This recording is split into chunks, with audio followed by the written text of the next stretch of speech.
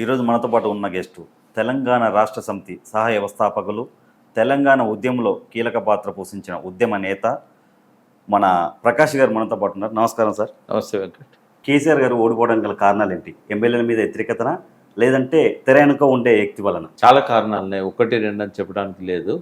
మొట్టమొదటి కారణం ఏంటంటే ఆయన 105 దాదాపు ఎక్కువ మందికి 100 మందికి ఉన్న సిట్టింగ్ ఎమ్మెల్యేలకే మళ్ళీ టికెట్లు ఇవ్వడం అనేది ప్రధానమైన కారణం. ఓకే, మిగతా అన్నీ ఉన్నాయి, బట్ అది మాత్రం ప్రధాన కారణం. ఎందుకంటే 10 ఏళ్ళు పరిపాలన చేసిన తర్వాత వ్యతిరేకత అనేది సహజంగా ఉంటుంది.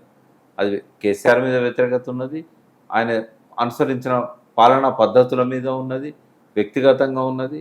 ఎమ్మెల్యేల మీద అయితే మరీ ఎక్కువగా ఉంది. ఒక 15-20 మంది అసలు దే ఆర్ డిజర్వ్డ్ కాదు, వాళ్ళకి ఇవ్వాల్సిన అవసరం లేకుండే. అయినా కూడా ఆయన ఏమనుకున్నాడంటే 105 మందికి ఇస్తున్నా కదా సిట్టింగ్ ఎమ్మెల్యేలకు, అందులోకెళ్ళి ఒక 20 మంది 30 మంది ఓడిపోయినా కూడా నాకు తేడా ఏం పడదు అని చెప్పి అట్లిచ్చాడు. ఓడిపోతానని తెలిసే ఇచ్చాడు. తెలిసే మరి ఎందుకు వాళ్ళను టికెట్ ఇవ్వకపోతే ఏమయ్యేదంటే వాళ్ళందరూ కలిసి వేరే పార్టీకి పోతే ఆ పార్టీ బలపడుతుంది కదా. అప్పుడు కాంగ్రెస్ క్యాండిడేట్లే లేరు చాలా దిక్కుల. కాబట్టి వీళ్ళందరూ టికెట్ లేకపోతే ఒక్కసారి కాంగ్రెస్లో పోతారు, ఆ పార్టీ బలోపేతం అవుతుందని అనుకున్నాడు. కానీ వీళ్ళకి ఇవ్వడం వల్ల బలహీనం అవుతాం అనేది అనుకోలేదు ఆయన. అది ప్రధాన కారణం. రెండవది ఏంటంటే ఆయన ఉద్యమ పునాదుల మీద వచ్చి రాజకీయ పార్టీ అని ప్రకటించుకున్నాడు. నాది ఫక్తు రాజకీయం అని చెప్పుకున్నాడు. అయినా కూడా ప్రజలు ఏమనుకున్నారంటే పాత కేసీఆర్ లాగానే చూశారు. అయితే ఆయన ఏమనుకున్నాడు, నాది ఇప్పుడు ఉద్యమ పార్టీ కాదు, నాది రాజకీయ పార్టీ, నేను చెప్పే ఎన్నికలో పోయినా చెప్పే నేను ముఖ్యమంత్రిని ఆయన, కాబట్టి ఉద్యమకారులతో నాకు సంబంధాలు లేవు, ఉద్యమకారులు నాకు అవసరం లేదని ఆయన అనుకున్నాడు. ఉద్యమకారులు అట్లా అనుకోలే. ఉద్యమకారులు ఏమనుకున్నారు, మన కేసీఆర్, మన భుజం మీద చేసి మాట్లాడిన కేసీఆర్, మనం అన్నం తినేటప్పుడు బంతి భోజనం చేసిన కేసీఆర్ మన ఉద్యమ నాయకుడు అనుకున్నారు. వాళ్ళు డైజెస్ట్ చేసుకోలేదు. అంత సడన్గా ఈయన మారుతాడని కూడా అనుకోలేదు. అయితే ఆయన అందరినీ దూరం పెట్టడము, తర్వాత ఎవరిని కలవకపోవడము, వ్యక్తిగతంగా ఇంకోటి ఆయన ఫీడ్బ్యాక్ తీసుకోకపోవడం ఏం జరుగుతుందని, పార్టీ నిర్మాణం సరిగా లేకపోవడము, ఎమ్మెల్యేలకే మొత్తం అధికారాలు ఇవ్వడము, ఈ ఎమ్మెల్యేలు అందరినీ కలుపుకోకపోవడము, ఇవన్నీ కారణాలే. అభివృద్ధి కారణం కాదు. అభివృద్ధి అనేది అద్భుతంగా చేశాడు. సరే, ఆశించినంతగా చేయకపోయినా ఆయన అనుకున్న దానికంటే బాగా చేశాడు.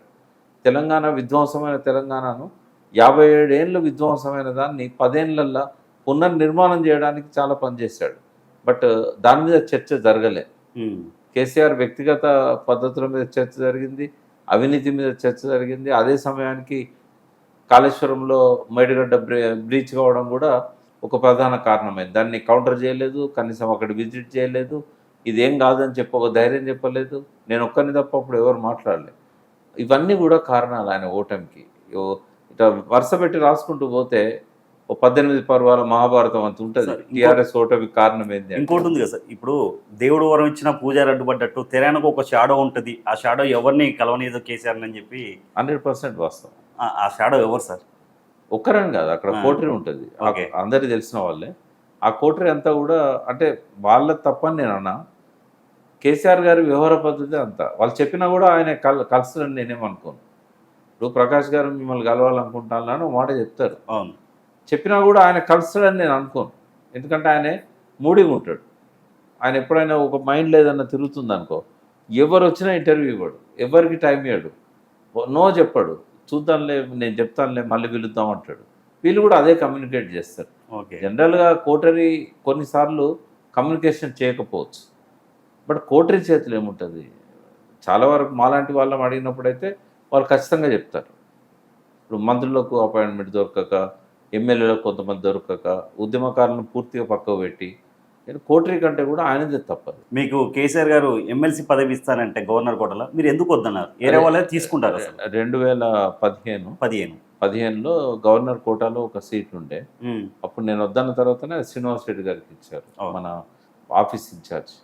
1 మంత్ వెయిట్ చేశారు ఆయన. అయితే నేను నో చెప్పడానికి ప్రధాన కారణం ఏంటంటే గవర్నమెంట్ వచ్చిన తర్వాత అంటే మా లక్ష్యం తెలంగాణ.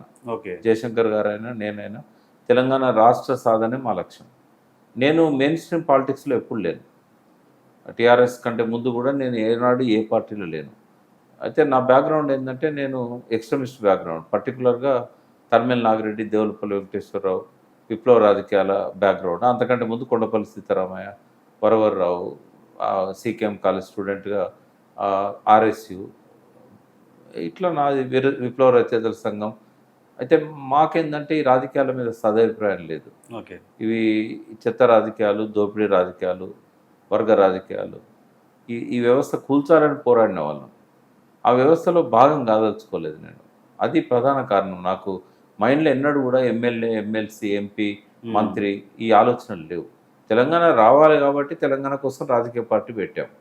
నేను 2008లోనే రిజైన్ చేశాను టీఆర్ఎస్‌కి. ఓకే. అప్పుడు రాజీనామా చేసి నేను దేవేందర్ గౌడ్‌ని ప్రమోట్ చేశాను. ఎందుకు అనంటే ఆ రోజుల్లో ఉప ఎన్నికలు జరిగినప్పుడు వద్దని చెప్పాను నేను కేసీఆర్ గారికి. ఆయన వినిపించుకోలే.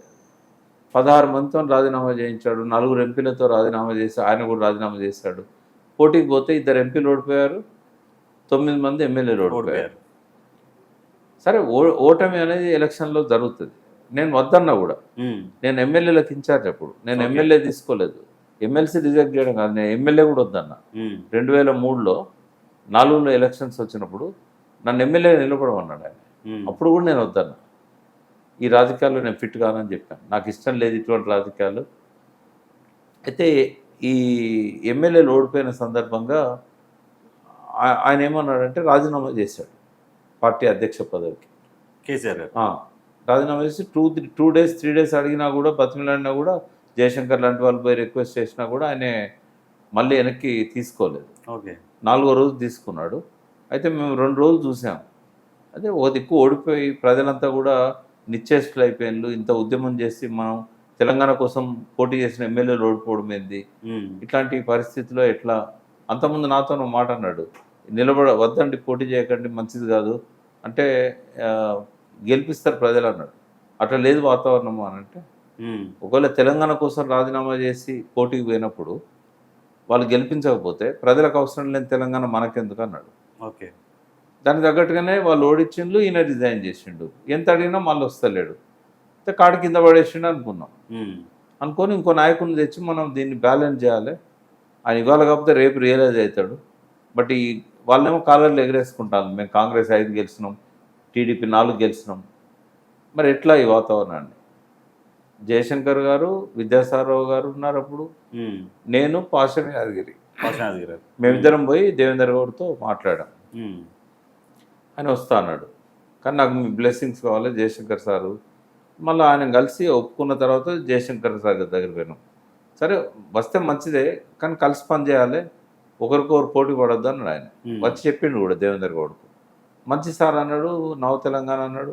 మేమన్నాం రాజకీయ పార్టీ అక్కర్లేదు, ఆల్రెడీ టీఆర్ఎస్ ఉంది, ఉద్యమ సంస్థ పెట్టుకుందామని చెప్పాము, దాన్ని కూడా ఇస్తున్నాడు. అన్న తర్వాత 4 రోజులకే నాది కూడా రాజకీయ పార్టీ, నేను కేసీఆర్తో కలిసి పనిచేయను. మళ్ళీ 4 రోజులకు చిరంజీవి పార్టీలోకి వెళ్ళిపోయాడు, ప్రజారాజ్యం పార్టీ. అయితే అప్పుడు నేను రిజైన్ చేశాను జనరల్ సెక్రటరీగా. చాలా పదవులు ఉండే నాకు.